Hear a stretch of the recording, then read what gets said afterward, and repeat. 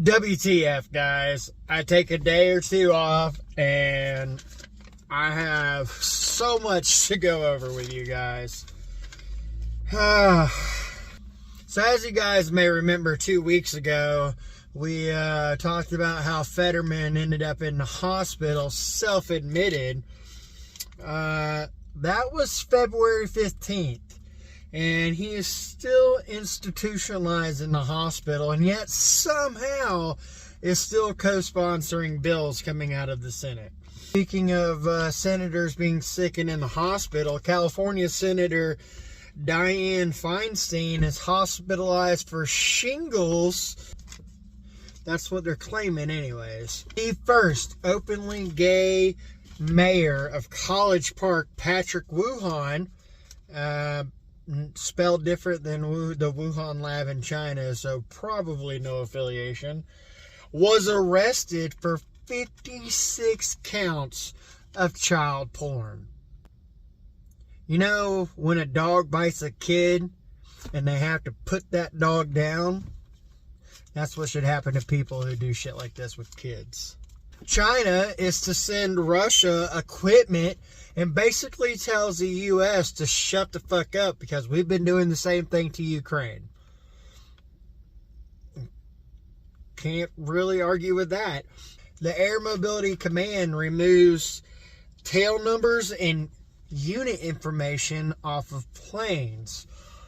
Not going to say that this means something big is coming, and this isn't something that's routine.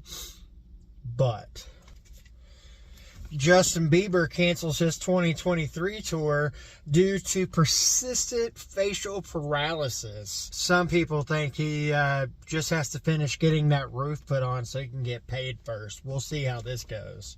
Kirk Cameron receives pushback from a public library on his book reading to children. Meanwhile, they're pushing for drag queens to do strip shows for kids in libraries nationwide.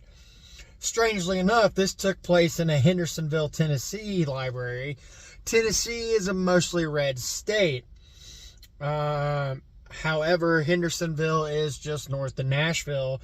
And according to NBC News, Nashville is a big blue dot in a deep red state.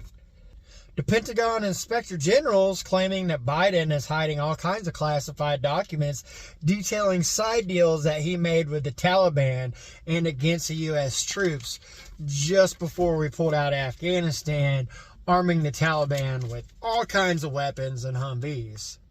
You know, people always say that we're not going to let the shit hits the fan get to that point, because when something happens, the people will have had enough and will stand up and say no, and they'll take care of this.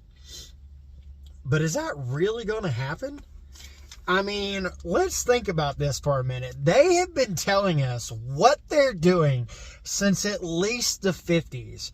And part of the theory behind that is that if they can tell us, if they can feed it to us in movies and just talks and books and all this garbage, and they can feed it to us in advance, by the time that thing happens, we're so desensitized from it that we're like, I mean, look at Ohio.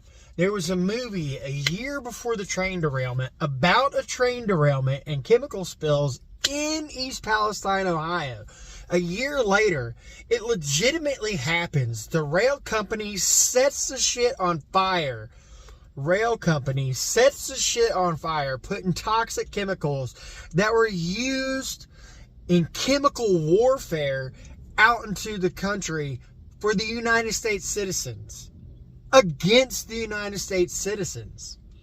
And everybody's like, this is outrageous. We can't let this happen. Ooh, look, UFOs.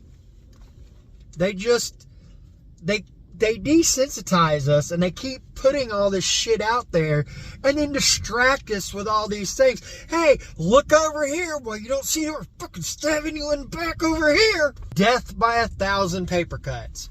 Are we actually going to stand up and do something about it? I mean, it seems like half of the country is already kneeling down on that one knee. Thank you, Mr. President, for all the good things you do for us. Please keep protecting us. All this food is going away, and we're taking away all your ability to do stuff. It's fine. Don't worry. Your government's got you.